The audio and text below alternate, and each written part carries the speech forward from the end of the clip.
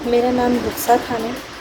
मेरी शादी 22 अप्रैल 2018 में हुई यूसुफ सलीम खान के साथ। मेरा रिश्ता 2015 में हुआ।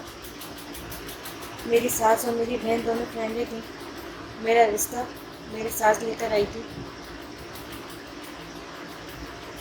मेरे रिश्ते से भी पहले यूसुफ के 2 रिश्ते टूट चुके थे।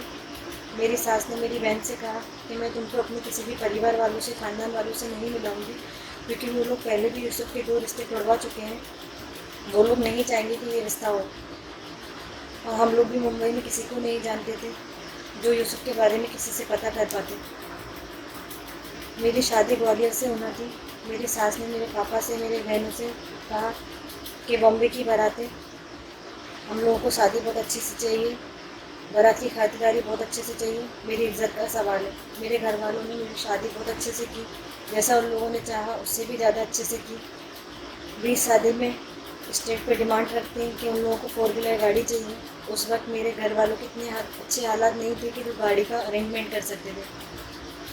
मेरे पापा ने यूसुफ की मम्मी को समझाया कि हमें कुछ वक्त का टाइम दो, हम गाड़ी का करते हैं। फिर मेरी शादी हुई। शादी के बाद पग फेरे की रस्म में मैं अपने घर पर आई। यूसुफ भी मेरे साथ आया था। यूसुफ के मोबाइल में कंटिन्यूसली लड़कियों के मैसेज आ रहे थे।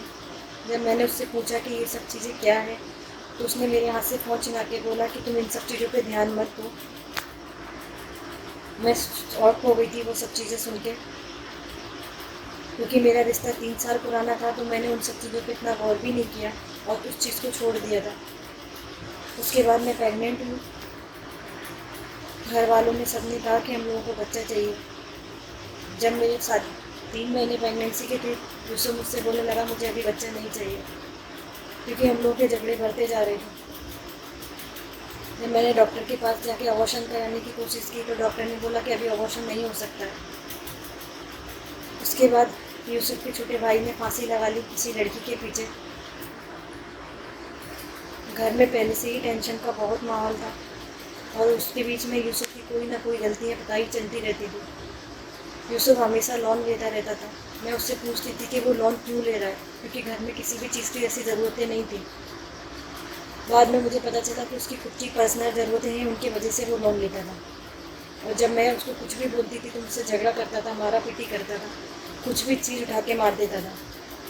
उसकी माँ को बोलती थी तो माँ बोलती थी कि अगर मेरे बच्चे को कुछ भी हो गया तो मैं तुम्हें छोड़ूंगी नहीं। क्योंकि उसके छोटे भाई ने जब से फांसी लगाई, हमेशा मुझे मरने की धमकी देता रहता था। 7वें महीने के बाद उन लोगों ने मुझे मेरे घर पे पहुंचा दिया प्रेगनेंसी के। मेरी डिलीवरी मेरे घर पर हुई। डिलीवरी के बाद मुझे पता चला कि यूसुफ का कॉल घर के पास जाने की आदत है। जब मुझे वो चीज़ पता चली, मैंने अपनी सास को फ़ोन किया, उनको बुलाया कि ये सब चीज़ें यूसुफ की कॉल घर के पास जाने की आदत थी और अभी भी जाता है। तुम लोगों ने मुझे ये सब चीज़ों को क्यों छुपाया? तो उन्होंने मुझसे बोला कि मैं जाके यूसुफ से बात करती हूँ। उन्होंने यूसुफ से जाके क्या बात की मुझे नहीं पता। यूसुफ ने फ़िनाइल पी ली। उसने पी या नहीं पी मुझे नहीं पता। यूसुफ को हॉस्पिटल भी वो लेके गए जो उनकी पहचान का था। मुझे कॉल करके बोलती है कि अगर मेरे बेटे को कुछ भी हुआ तो मैं तुम्हें छोड़ूंगी नहीं। ये सब चीज़ों के बाद मैं बहुत ज़्यादा मेंटली टॉर्चर हो गई थी। हमेशा झगड़ा करना, हमेशा उसकी लड़कियों का कुछ ना कुछ पकड़ना। उसके बीच में वो सबको बोलती है कि मैं उनके लड़के को टॉर्चर करती है। जिस बीवी को पता होगा कि उसका आदमी किस जगह जाने का आदी है, उस चीज़ जगह जाने से उसको भी कभी खतरा हो सकता है, मुझे भी कभी खतरा हो सकता है। तो उन जगहों पे जाने से मैं उसे रोकूंगी। उसका मतलब टॉर्चर करना नहीं होता है। वो उन दोस्तों के पास जाता था जो दोस्त ड्रग्स लेते थे।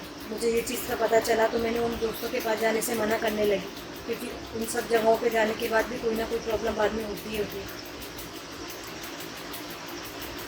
यूसुफ को जॉब से निकाला गया उसकी गलतियों के कारण। घर में रोज़ झगड़े बढ़ने लगे। मैं यूसुफ को कोई भी चीज़ को लेके बोलती हूँ कि ये चीज़ें मत करो, लड़की बाजी को लेके कुछ भी बोलती है तो उसकी माँ मुझसे बोलती है कि मेरे लड़के को कुछ भी हो गया तो मैं तुम्हें छोड़ूंगी नहीं। मेरी सास का जो दोस्त आता है उसकी भी निगाह मेरे ऊपर अच्छी नहीं थी। उन्होंने मेरे साथ में बदतमीज़ी करने की कोशिश की। जब इन सब चीज़ों को लेके मैंने आवाज़ उठाई, अपनी सास को बोला मेरी सास ने मुझे धोखे से मेरे घर पे पहुंचा दिया रात के 9:30 बजे मेरी बेटी के साथ में। मेरे पास कुछ सामान भी नहीं था। उसके बाद 1-1.5 महीने तक उन लोगों ने कोई भी मेरे से बात करने की कोशिश नहीं की। यूसुफ को मैं फ़ोन करती, वो मेरे फ़ोन का कोई भी रिप्लाई नहीं देता। नंबर चेंज कर लिया। मेरे सास ने मुझे कॉन्टेक्ट में आने की कोशिश नहीं की। मैंने उन लोगों से बात करने की कोशिश की, उन लोगों ने मुझसे बात करने का वो नहीं किया। फिर मैंने जाके कोर्ट का दरवाज़ा खटखटाया, उन लोगों के खिलाफ़ FIR की। मुझ पे झूठा इल्ज़ाम लगाया कि मैं घर से सारा सामान लेकर आई हूँ, चीज़ें लेकर आई हूँ, जबकि मेरे सारी चीज़ें उन्हीं के पास से निकली गई, पुलिस वालों की मदद से, नगर पुलिस वालों की मदद से। मुझ पे झूठा इल्ज़ाम लगाया कि मैं घर से सारी चीज़ें लेकर आई हूँ। जब मैं उनके घर से सामान लेने गई अपना थोड़ा, उन्होंने मुझे कोई भी सामान लाने नहीं दिया, जो मेरा था बस वही लाने दिया। मेरे कोर्ट में सारे मैटर चालू है अभी। उस बीच में यूसुफ ने किसी काजी के थ्रू मुझे डिवोर्स सर्टिफिकेट पहुंचाया, झूठे काजी के थ्रू। जिस काजी को हम लोगों ने फ़ोन करके बोला कि आपने जो डिवोर्स पेपर पहुंचाया है डायरेक्ट, तो उन्होंने बोला कि हम लोगों ने 1 महीने पहले नोटिस पहुंचाया है, जो कि नोटिस हम लोगों को नहीं मिला। हम लोगों ने बोला कि जिस काजी से मैंने नोटिस पहुंचाया है आप उसका ज़ेरॉक्स पहुंचाइए। तो बोलते हैं हाँ हमारे पास ज़ेरॉक्स है और गवाहों की भी प्रूफ है। हम लोगों ने गवाहों के प्रूफ मंगाए, पर उस काजी ने ना अभी तक गवाहों के प्रूफ दिए हैं और ना ही जो नोटिस पहुंचाया था उसके प्रूफ दिए हैं। मैं ऐसे झूठे काजियों के फैसले को नहीं मानती, मैं कोर्ट के फैसले को मानती हूँ। मेरी बच्ची को पालने के लिए 2,500 का फैसला किया काजी ने और उन लोगों ने कि हर महीने मुझे 2,500 रुपये दिए जाएंगे लड़की को पालने के लिए। 2,500 रुपये में बच्चा पलता है। मुझसे बोला गया है कि कोर्ट में कोई भी केस पेंडिंग नहीं है, जबकि मेरे सारे कोर्ट में कोई पेंडिंग है। अभी कोर्टों की तारीख नहीं आई है। डिवोर्स पेपर में लिख के दिया है कि उनके कोर्ट में कोई भी केस पेंडिंग नहीं है।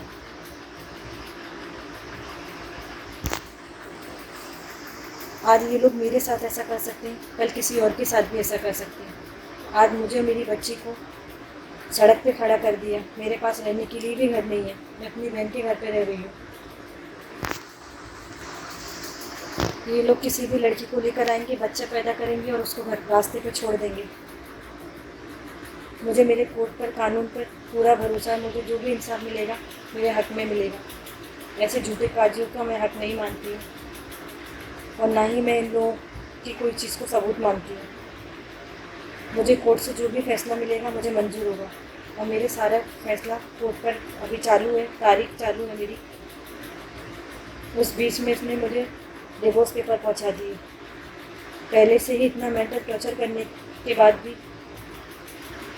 डिवोर्स पेपर पहुंचा के और मेंटली टॉर्चर कर रहा है आदमी।